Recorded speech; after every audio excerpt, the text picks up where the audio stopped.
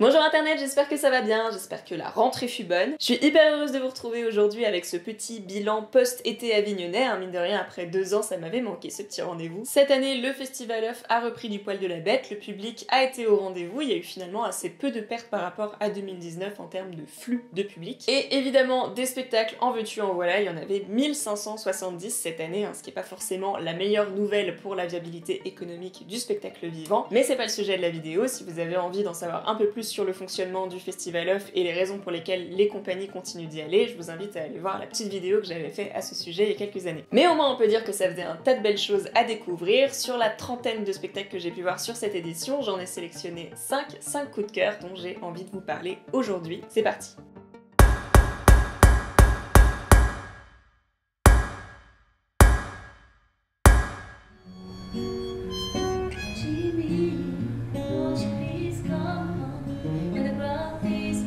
Quand j'étais petit, je voulais tuer le ciel, à cause de ma mère qui disait tout le temps « La vie, ça ressemble à tout ce gris du ciel, avec ces saloperies de nuages qui puissent que du malheur. » Mon premier coup de cœur est une histoire que vous connaissez peut-être déjà. Si je vous dis que ça parle d'un jeune garçon au surnom de Légume, qui après avoir tué sa mère par accident est envoyé dans un foyer pour enfants écorchés, est-ce que ça vous dit quelque chose? Il s'agit de Courgette, adapté du roman Autobiographie d'une courgette, qui avait déjà été adapté en film d'animation il y a quelques temps. Et bien cette année à Avignon, nous avons eu droit à une nouvelle version de ce récit façon théâtre musical, mis en scène par Pamela Ravassar. Ça se jouait au Théâtre des Béliers. Quand ton radiocassette est cassé, tu le répares? Oui. Ben les enfants c'est pareil. Des fois ils sont cassés. Et ils ont besoin d'être réparés par des gens qui peuvent prendre soin d'eux. On suit donc le fil de la nouvelle vie de cet orphelin, les amitiés qu'il lie au sein du foyer, la fille dont il tombe amoureux, le flic qui se prend d'affection paternelle pour lui. C'est une histoire douce amère qui met ce jeune garçon brutalement face à l'idée de mort et de responsabilité et qui vient tirer les fils de sa guérison par la rencontre et par l'amour sous toutes ses formes. T'as déjà été amoureux? Je pose trop de questions, le potion. Les 5 interprètes au plateau sont d'une justesse en jeu assez désarmante. Chacun et chacune joue d'un instrument en live en plus, ce qui permet d'appuyer l'émotion de leur personnage et la poésie du texte, en particulier les réflexions de ces enfants qui ont tout perdu et qui pourtant ont encore tout à donner. Un groupe de Dondarbier Vindicators a reçu par erreur l'ordre d'aller dondarber Moscou. Alors maintenant, il faut le rappeler. C'est plus facile à dire qu'à faire, mais nous avons un peu de temps. Pas beaucoup, mais un peu. Mais pas beaucoup.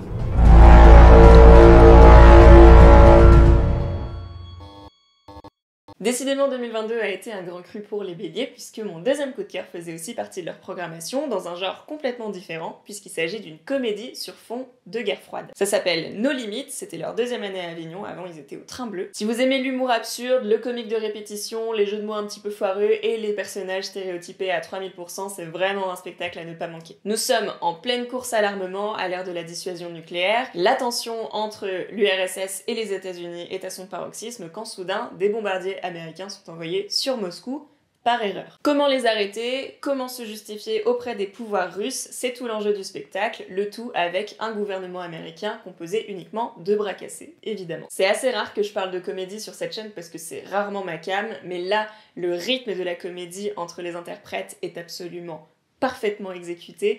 L'écriture est à la fois méga potache et hyper bien ficelée.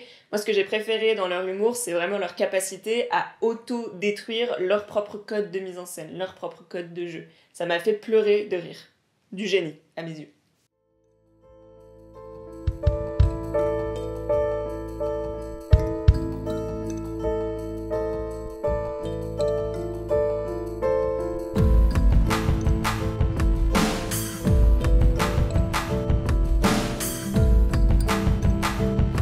J'avais d'énormes attentes pour le spectacle qui va suivre dont je vais vous parler, et autant vous dire que j'ai pas été déçue du coup. C'est une des dernières créations de la compagnie Freak, donc avec Jean-Christophe Dolé et Clotilde Morgieve à l'écriture et à la mise en scène. Ils ont joué cette année 2 pièces au Théâtre du 11 Avignon, dont Allosaurus, même rue, même cabine. Et clairement, ça a été une grosse claque à plein d'égards. C'est une compagnie qui travaille beaucoup le sujet de la communication, et alors ici dans cette pièce, ce sujet est symbolisé par un objet central dans la mise en scène, dans la scénographie du spectacle. C'est une cabine téléphonique des années 90-2000, rétro-éclairée. Autour de cette cabine évoluent 3 personnages désespérément en quête d'amour, un père qui cherche sa fille fugueuse, un fils qui téléphone quotidiennement à sa mère malade en se faisant passer pour son propre frère, et une femme qui cherche à joindre l'inconnu qui lui a sauvé la vie. 3 personnages terriblement seuls donc, qui se trouvent et se retrouvent autour de cette cabine téléphonique, autour de ces conversations croisées dont on n'entend qu'une moitié mais dont on comprend absolument tout. Ces conversations, donc ces dialogues sont d'une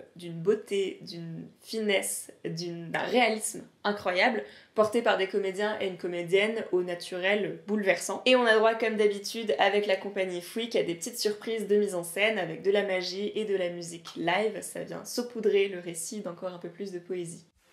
Pour Mathéo que vous êtes là? Pourquoi tu poses la question si tu connais la réponse? Vous m'avez tué. Ce qu'il a écrit?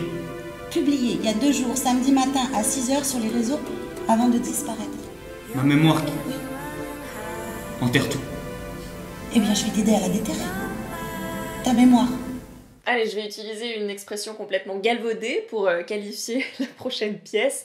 Une pièce coup de poing, parce qu'effectivement, quand on en ressort, on a une espèce de gros trou dans le ventre. Ça s'appelle Seuil, c'est mis en scène par Pierre Cuc, ça s'est joué au Théâtre du Train Bleu, en hors-les-murs, dans un dispositif bifrontal, c'est-à-dire que le public est placé de part et d'autre de l'espace de jeu, l'espace de jeu étant une espèce d'énorme salle de classe. Ce qui est un détail important pour ce que je vais raconter. Seuil, ça raconte le parcours de Noah, qui est un jeune adolescent fraîchement arrivé dans un nouvel internat, un lycée, et qui décide d'enterrer son passé de victime de harcèlement scolaire homophobe en devenant un bourreau à son tour. Et ce, en essayant d'intégrer la bande de mecs populaires qui terrorisent l'établissement, et évidemment, ça va passer par un bizutage. On traverse avec lui son parcours initiatique de la construction de la virilité toxique, ça se passe à coups de provocation, d'humiliation, de rites masculinistes, qui finissent par aller trop loin, un adolescent est mort et on cherche à comprendre pourquoi. La mise en scène prend donc la forme d'un interrogatoire de police où il est demandé à Noah de raconter ses souvenirs. Je crois que c'est la première fois que je vois un spectacle qui décrypte aussi finement les rouages de la masculinité toxique, et donc je trouve ça hyper important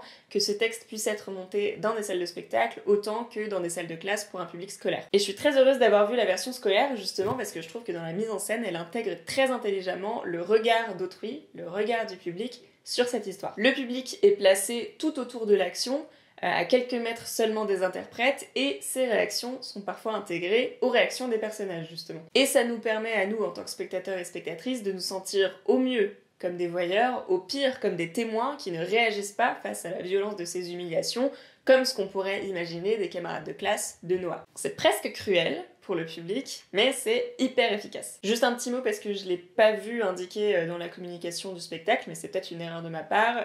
Il y a certaines scènes qui peuvent choquer la sensibilité du public, avec de la violence psychologique et physique, et notamment un viol. À chaque fois que maman me voit les jambes croisées, décroise, dit-elle, ça fait des varices. À cet âge-là, je sais déjà que le problème, ça n'est pas les varices. Pour mon 8e anniversaire, on m'achète un vélo Super Cobra. Pédale mon fils, pédale mon fils, pédale mon fils, pédale. Et on termine en beauté avec une pièce que j'ai eu le plaisir de revoir cette fois-ci au festival. Ça avait été une de mes grosses claques en 2021 au Théâtre Les Déchargeurs. Ça s'appelle Le Roi du Silence. C'est mis en scène, écrit et interprété par Geoffrey Rouge Carassa. C'est un spectacle qui fait partie d'un triptyque de seul en scène de ce même artiste, donc je vous recommande les 2 autres qui s'appellent Conseil de classe et Dépôt de bilan. Le Roi du Silence, c'est le nom du pacte que le protagoniste a fait avec lui-même 15 ans auparavant, celui de ne jamais révéler son homosexualité, en particulier à sa mère, qui est très conservatrice. Or, la pièce démarre au moment où le jeune homme rentre chez lui après les funérailles de celle-ci, il prend l'urne, la dépose devant lui et décide de se libérer de ce vœu de silence. Et ainsi démarre une succession de monologues où le comédien interprète tour à tour le jeune homme, donc le protagoniste, qui décrit une enfance qui lui interdisait strictement d'être qui il était, et sa mère qui réagit donc post-mortem à l'annonce de son fils et qui en profite pour présenter quelques principes d'éducation des enfants. Elle est gentille, ta mère. Moi, mon père, il m'aurait égorgé, en Iran, on t'aurait lapidé, alors estime-toi C'est un texte magnifique qui parle évidemment de coming out et d'homophobie insidieusement dispersée dans les valeurs familiales. Ça parle aussi d'amour, de tendresse, d'obsession, d'autocensure, de frustration, puisqu'il parle aussi de l'histoire d'amour qu'il ne vit pas avec son voisin depuis l'enfance. Retrouvons-nous bientôt, quand tu veux. Soyons fous. Oui. Viens à la maison prendre le goûter. La performance en jeu est incroyable. Geoffrey Rouge-Carassa se métamorphose littéralement quand il joue la mère, c'est presque effrayant. Et la mise en scène est très fine, avec très peu de choses au plateau. Il y a un fauteuil, une table, l'urne, le matelas, des baguettes de batteur, puisqu'il y a aussi une dimension musicale rythmique dans ce spectacle.